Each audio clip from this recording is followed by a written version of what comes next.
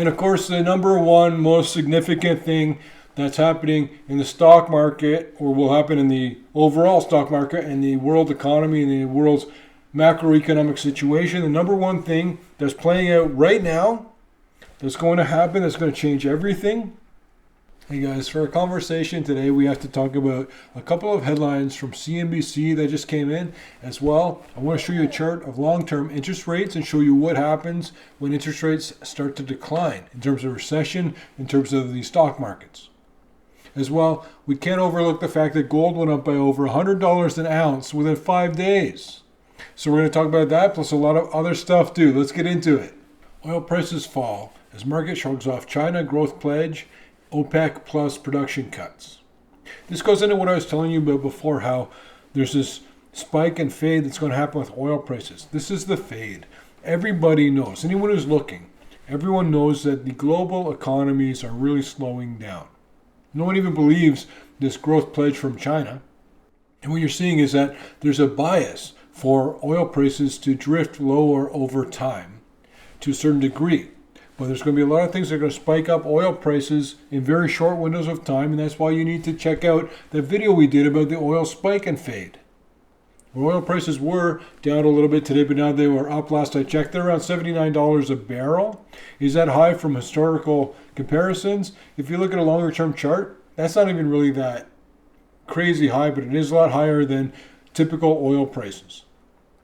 And as you know, if you ever go to the Peter Leeds oil depletion clock, you can see how many years we have left until we run out of oil. And I always tell you that the wars, based on all of this, are going to start 20, 30 years before we run out of oil. So that gives us about 20 years or less, maybe 15. And some of the oil wars and the posturing and the military conflicts are actually starting right now. There's things being done, decisions being made. China's building fake islands on top of big oil reserves. This is going to be a big thing. It's going to be the main driver of war going forward in the next 50 years, 100 years. And congratulations to Bitcoin. It just topped $69,000, hitting an all-time high. It's giving back a little bit since then, but so has just about everything in the markets today. But to clarify something I always say about Bitcoin and cryptocurrencies, there are zero-sum games. That doesn't mean that, and that's what I want to clarify, it doesn't mean that Bitcoin can't go to $200,000, $300,000 per Bitcoin. I'm saying for that to happen, there needs to be new, fresh money coming in off the sidelines, which could or could not happen. I'm not sure, but I'm saying that it's not as though Bitcoin increases in value on its own. It needs to increase in value because people are paying more for it. More money needs to come into the space. Every cryptocurrency is a zero-sum game, 100% of them. But what I always say about Bitcoin is that of cryptocurrencies, as long as the concept exists, there will always be Bitcoin. It's kind of like when you think of the world's most famous painting, most people think about the Mona Lisa. The Mona Lisa will always be the most famous painting. Bitcoin will always be the representation of the concept of cryptocurrencies because they were the first mover.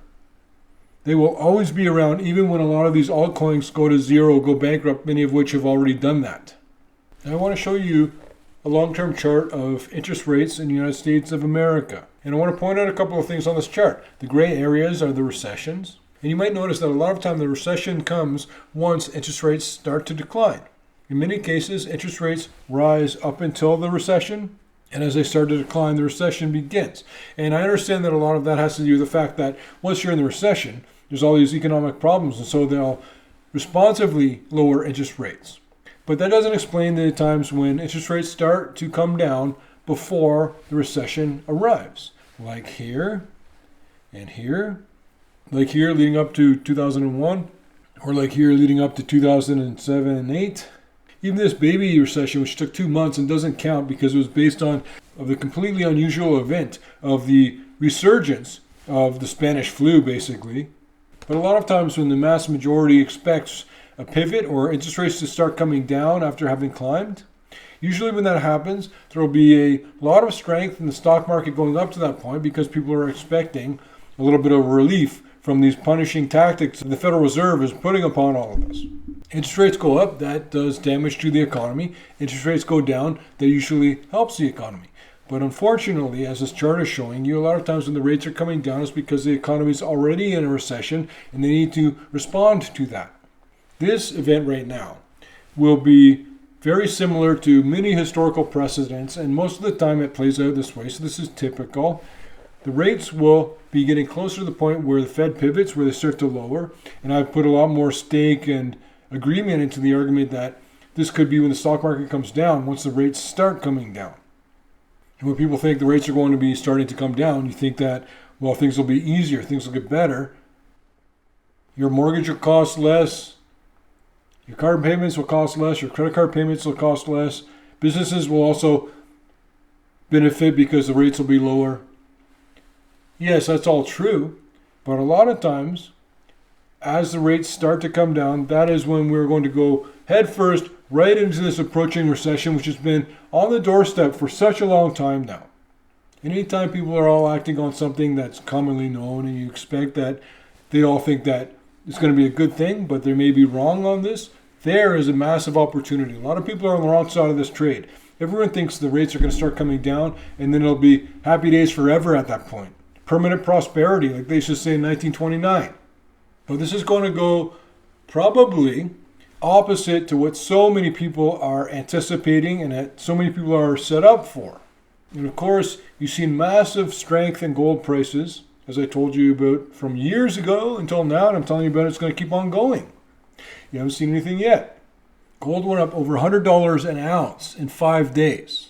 So did a lot of the mining companies. And Newmont Mining the other day, my dad was asking, he was one of the people who panicked that there's Newmont's coming down so much, gold prices coming down. What's going on? I thought this was going to be a good trade. But on February 27th, exactly word for word what I wrote back to my father when he was worried about Newmont shares, right there on the chart, you can see where Newmont was at an inflection point. That was a capitulation point, but here's what I said to my father. We'll reward shareholders with a $1 billion buyback program over the next 24 months. They will be fine. Capitulated yesterday, buy more. And I always tell you what I tell my father or what I tell my kids. Exactly what I say to them is what I say to you. Newmont was at a capitulation point. It will be going a lot higher going forward, as will all gold miners, because they're starting to catch up to the concept of, wow, gold prices are so much higher. Now we're making, instead of $1 an ounce for each ounce of gold we produce and sell to the market, instead of making $1, we're now making $101. And all of a sudden, all these companies are incredibly profitable. Good, high-quality gold mining stocks like the ones we talk about in the Peter Leeds newsletter will be the number one most profitable asset class of any, in my opinion, throughout 2024. This will be the year of gold mining stocks. In my opinion, this is not personalized trading advice. I don't know anything. I'm wrong 100% of the time. Plus, we got a screenshot of the proof of the $6,000 profit that Drew made while he's sitting in the hot tub playing Kodak shares that we told him about in the Peter Leeds newsletter. And of course, the number one most significant thing that's happening in the stock market, or will happen in the overall stock market and the world economy and the world's macroeconomic situation, the number one thing that's playing out right now, that's going to happen, that's going to change everything, is going to be the invasion of southern Lebanon to fight Hezbollah by Israeli forces once they're done what they're doing right now in Gaza. I'll show you some clips that I heard on a blog from Preston Stewart, and he's talking about the likelihood of a war with Hezbollah, which has already started, and now it's just becoming more likely in the light. Supposedly, Iran sent a message to Hezbollah to prepare for an all-out war against Israel that will open soon. In a new report, they say the commander of the Iranian Quds Force recently met with Nasrallah in Lebanon. It was reported that Tehran gave the organization the green light to prepare for a large-scale attack on Israel to the extent that the IDF maneuvers into Lebanon. The reason this is so relevant is because the invasion of Lebanon will almost certainly happen, and it's going to throw so many things out of whack. It'll affect gold prices, it'll affect life, it'll affect military alliances, it will affect oil prices and availability. It's going to be the most pivotal thing that's going to be happening very soon this year, and everything is saying it's going to play out. You need to, as an investor, as a person who has people who you care about, you need to be aware of this stuff. You need to think about it ahead of time. What's going to happen as this plays out, exactly as many parties have already said the whole time that it is going to play out. Protect yourself, figure out what you're going to do so that you can land on your feet, help people you care about.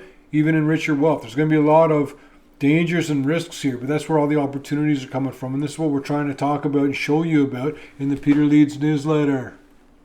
If you want to help yourself, subscribe to this channel. If you want to help yourself even more, subscribe to our newsletter. You guys will love what we put out. You guys are the best. We love you very much.